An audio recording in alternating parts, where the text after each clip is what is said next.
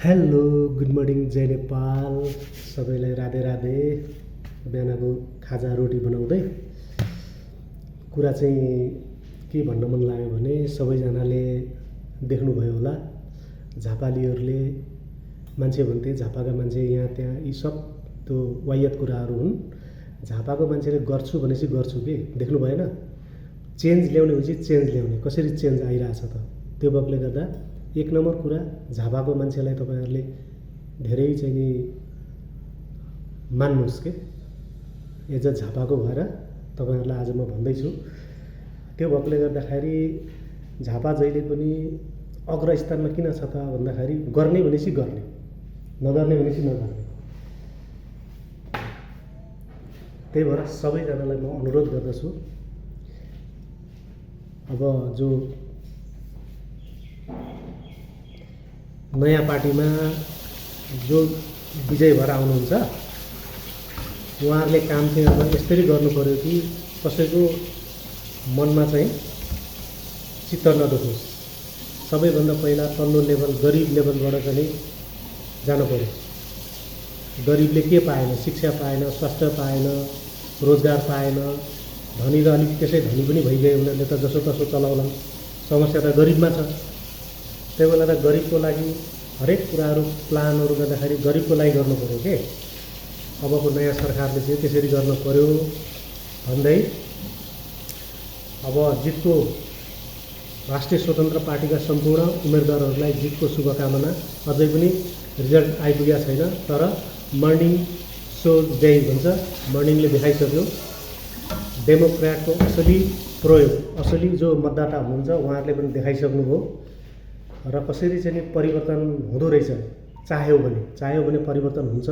परिवर्तन मात्रै सबै कुरा होइन, काम पनि परिवर्तन हो सँगसँगै। त्यही भएर काम पनि गरेर देखाउनु होला। आगामी जो नयाँ क्यान्डिडेटहरू हुनुहुन्छ त्यसमा चाहिँ नि कति सिन्सियर भएर काम गर्नुपर्छ हैन। जनताको चाहिँ मन त अब उनीहरूले आश गर्छन्। अहिले त भोट दिए तपाईहरुलाई उनीहरूको काम जे थियो त्यो गरिदिने काम गरिदिए। अब बाँकी बालेन शाहज्यू, रविजी, अरू सबै राष्ट्रिय स्वतन्त्र पार्टीमा जति पनि क्यान्डिडेटले जो विजय प्राप्त गर्नुभएको छ उहाँहरू सबैलाई चाहिँ म के भन्छु भने तपाईहरुले अबको कामहरू भनेको बहुत सेन्सिटिभ तरिकाले गर्नुपर्ने भएको छ हैन। सारा यति व्यथिति छ हैन। अब यत्रो चाहिँ नि राज्यको सेक्युरिटी लिएर चाहिँ जिम्मा लिएको चाहिँ नि सम्पूर्ण जो सङ्गठनहरू छन्, प्रहरीको भयो, आर्मीको भयो हैन, अब सशस्त्र प्रहरी, राष्ट्रिय अनुसन्धानहरू भए, कर्मचारी वर्गहरू भए, कति चाहिँ नि हेपिएर कति पेलिएर चाहिँ काम गरेका छन्। हो भ्रष्ट पनि छन्। भ्रष्टलाई चाहिँ ट्याक्क फिल्टर गर्ने सिस्टम सब फिल्टर पनि व्यवस्था गर्नुहोस् तपाईहरुले। किनभने अब तपाईहरुलाई केहीले रोक्दैन। तपाईहरु चाहिँ यति शक्तिशाली हुनुभयो नि, यो शक्तिको तपाईहरुले एकदम डेमोक्रेट तरिकाले प्रयोग गर्नुहोस् र देशलाई उन्नति, प्रगति, समुन्नति, हराभरा पारेर लानुहोस्। यो मात्रै होइन, मैले त भनिसकेँ योभन्दा अगाडिको भिडियोमा, Balen should have to go 20 years भनेपछि छोडिदिउँ न। Balen should have to go 20 years भन्दै आजलाई बिदा चाहे। Thank you. जय नेपाल। सबै मतदाताहरूलाई धेरै धेरै धन्यवाद। मेरो यहाँ रोटी पनि बनाउँदैछु कि त्यही भएर यताउता हेर्नु परेको छ। रोटी बनाउँदैछु म। ब्रेकफास्ट बिहानको चाहिँ हाम्रा साथीभाइहरूलाई चपाती खुवाउँदैछु। अब हाम्रो ब्रेकफास्टमा चाहिँ बिहान चपाती हुन्छ है। त्यो भएकोले गर्दा फेरि अब यतै चुनावपट्टि नै कनेक्ट हौँ।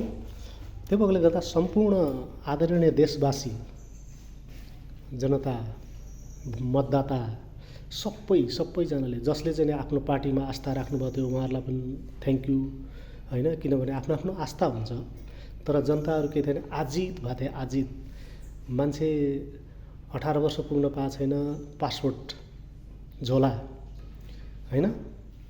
त्यस पछाडि हामी बुढेसकाललाई अब बुढेसकालमा हामी विदेशमा छौँ यार, अरूको के कुरा गर्ने। बुढेसकाल भइसक्यो, हाम्रा कुराहरू, हाम्रा इच्छा कति थियो होला मिसिङ भइरहेछन्। एउटा जाबो पैसाको लागि, एउटा जाबो चाहिँ घरमा छानो हाल्नका लागि कति पिल्सिएर बसिरहेछौँ त।